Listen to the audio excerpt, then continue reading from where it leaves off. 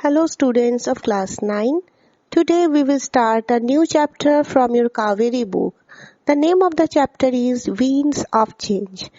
और ये जो चैप्टर है ना, ये थोड़ा हम लोगों का जो इंडियन हिस्ट्री है अबाउट फैंस और जिसको हम लोग पंखा बोलते हैं उसके बारे में है।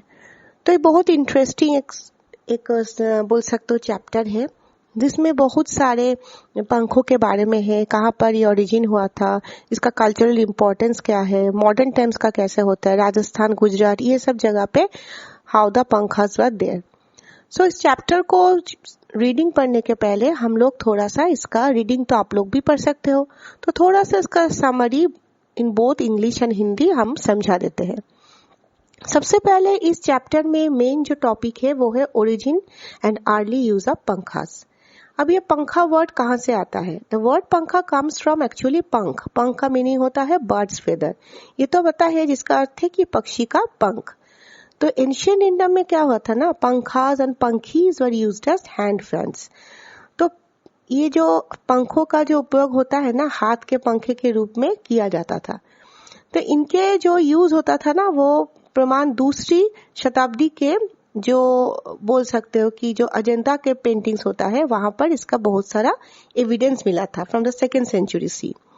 Now glimpses of the fans can also be seen in ancient statues. बहुत सारा स्टैचूज में मिलता है, वुड क्राफ्ट डिजाइन्स में मिलता है, एम्ब्रॉयडरी वर्क में मिलता है, मतलब जो कढ़ाई में भी पंखों की झलक देखी जा सकती है।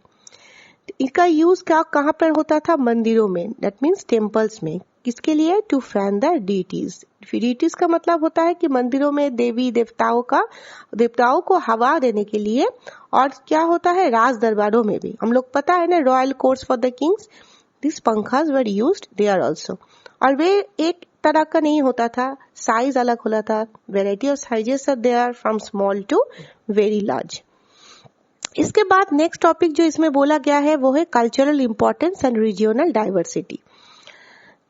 तो जनरली क्या हो रहा था ना, ग्रेजुअली पंखास बिकम इम्पोर्टेंट एक कल्चरल आइटम्स हो गया across the regions. Though used all over India, different regions created their own unique variations of traditional fans.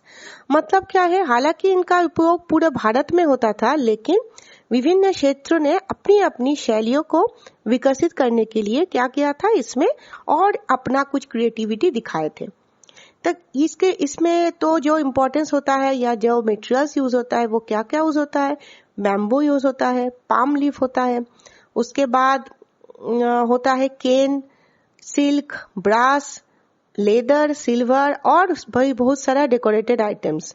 तो लोकल ट्रेडिशंस और रिचुअल्स के ऊपर डिपेंड करता है, मतलब जो लोकल रीति रिवाजों थे उनके अनुसार ही ये सजाया जाता था इसको। अब मॉडर्न टाइम्स में क्या है, आधुनिक युग में? At present, the pankhas are mainly turned into decorative items rather than an object of daily use. They are now seen as traditional handicrafts. वही होता है ना, आप लोग आजकल वो डेकोरेटेड हैंड फंस हम लोग कहाँ यूज करते हैं?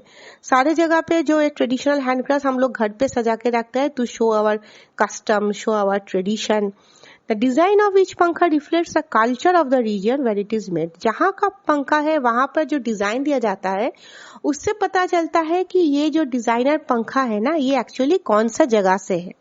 तो यहाँ पर कुछ जगह का पंखास के बारे में है, जैसे राजस्थानी पंखास। तो हम लोग को पता है कि राजस्थान किसके लिए फेवरेट है, कौन सा कढ़ाई के लिए? ये एप्लिक के लिए, जरदोजी के लिए हैंड फैंस होता है। यहाँ हैंड फैंस में भी ये लोग इसका इस्तेमाल करते थे। This are made using fabric pieces, embroidery, gold का थ्रेड वर्क होता था और कुछ ऑर्नामेंटल निडल वर्क भी होता था। Temple hand fans are made of engraved brass and usually come with a long handle. In Rajasthan people क्या करते थे? पेंटेड करते थे। जो फैंस बनता था पंखा ना, इसको पेंट करते थे और उसके बाद उसको डेकोरेट करते थे डिफरेंट इमेज से। और ये जो फैन वो लोग बनाते थे वो किसके लिए बनाते थे? भगवान को देने के लिए। तो ये काफी मशहूर हुआ करता था राजस्थान का पंखा। अभी भी लोग राजस्थान में घूमने जाते हैं ना, तो वहां पर डेकोरेटिव पंखा वहां बिकता है स्टॉल में, तो लोग उसको खरीद के घर पे सजा के रखते थे। क्यों? ये एक ट्रेडिशनल, एक कल्चरल डाइवर्सिटी के बारे में उस पर प्रेजेंट किया जाता है। इसके बाद यहाँ पर बोला गया था गुजरात के बारे में। तो गुजरात का तो पता है, वहां पर कॉटन हैंड फैंस आता है और जिसमें मिरर वर्क फेमस है गुजरात, और कलरफुल बीड्स भी है। बीड बना के जो फैंस बनता है कि उसमें कभी कभी सिल्वर का हैंडल्स भी लगता था और वॉल डेकोरेशंस का भी यूज होता है आजकल। कच्छ जो जगह है वहां पर लेदर हैंड फैंस भी स्टिच होता था, जिसमें थ्रेड और ऊल का कारीगरी रहता था। और ये जो वुमन वहां पर होता है ना, वो बहुत स्किल बेस्ड थे, वही लोग इसको बनाते थे। और कुछ अदर रीजन्स भी है, जैसे बंगाल में भी एक टाइप का पंखा बनता है, उत्तर प्रदेश में भी है, ओडिशा में है, बिहार में है। ऑल्सो प्रोड्यूस यूनिक पंखास। बंगाल में जो है, देखिए हम खुद बंगाल से ही, इसलिए मुझे पता है अच्छे से। हम लोग भी बचपन में जब लाइट ऑफ हो जाता है ना, करंट ऑफ हो जाता था, हम लोग के पास ये इन्वर्टर्स बैटरीज वगैरह नहीं रहते थे। हम लोग क्या करते, छत पे चले जाते थे हाथ में पंखा लेके। तो वहां पर जो हैंड वाला जो पंखा, हम लोग पाखा बोलते थे उसको एक्चुअली बंगाली में, तो वो किससे बनता था, पाम लीव्स से, और उसको हम लोग बोलते थे ताल पातर पंखा, या हम लोग बंगाली वर्ड यूज करेंगे तो बोलते हैं ताल पतर पाखा। तो ये ताल पता मतलब क्या होता है, ये पम लीफ क्या होता है? तो यहाँ पर ताड़ के पत्तों से बने पंखों के लिए प्रसिद्ध है ये जगह, जिन्हें स्थानीय रूप में ताल पतर पंखा भी कहा जाता है। उड़ीसा और बिहार में क्या है? उड़ीसा और बिहार में भी बहुत सारा चीज होता है, जैसे वहां पर पाम लीफ से भी बनता है, बैम्बू में भी बनता है। यूपी में सबसे अच्छा से डेवलप्ड है फार हैंड फैंस होता है। इसमें सिल्वर जरी, प्योर गोल्ड थ्रेड, सिल्क और सटिन फोल्ड से होता है। ये चांदी के जरी, शुद्ध सोने के धागे, रेशम और सटिन की मतलब तहों से उसको सजाए जाते हैं। ये तो हो गया अलग अलग स्टेट का, राज्य का। और ट्राइबल लोग के पास भी फैन होता था, जैसे tribal designs of the fans. Over the years क्या हुआ था ना, सेवरल ट्राइबल कम्युनिटीज, हम लोग को पता है इंडिया में बहुत सारा अभी भी ट्राइब्स रहता है, वो लोग अपने एक अलग स्टाइल बना चुके थे पंखे के लिए। उसमें क्या मेटेरियल्स यूज होता था, मेटल का, बैम्बू का, फिर grass to craft this unique creations. Antique versions के लिए पाम और केन लीव्स का भी इस्तेमाल ये लोग करते थे, सिल्क और ब्रश के साथ। The base of this beautiful fans was painted red and creative geometric patterns are drawn on them using white paint.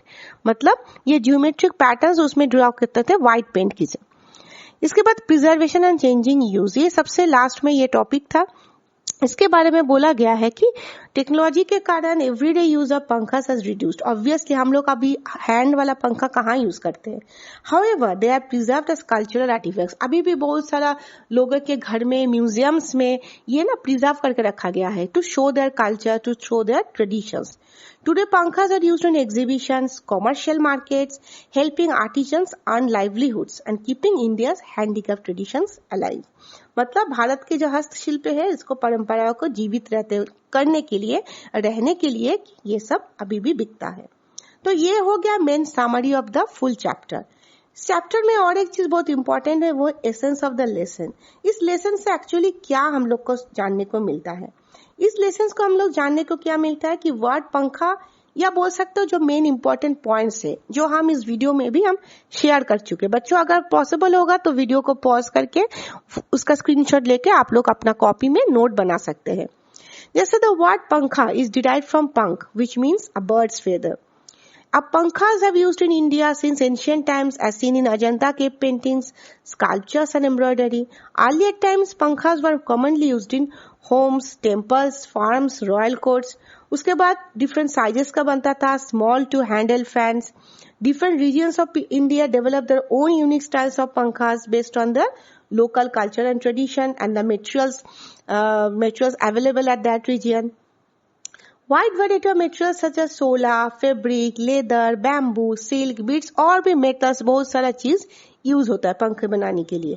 Introduction of the electric fans क्या हो गया? पंखas gradually lost their practical importance. Today, pankhas have become a decorative handicraft, decorative items that provide livelihood to many artisans and help preserve the cultural heritage. तो ये था इस जो chapter है, इस चैप्टर का main theme, summary and the essence है।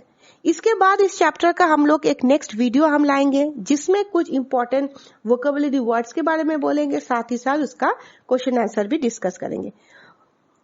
तब तक के लिए आप लोग just keep reading the NCERT book. NCERT का बुक का एक भी वर्ड नहीं छोड़ना है, हर एक वर्ड को रीडिंग प्रैक्टिस अभी से करना है, ताकि 10th में जाके कोई दिक्कत ना हो। So keep learning and keep following my videos. Thank you everyone.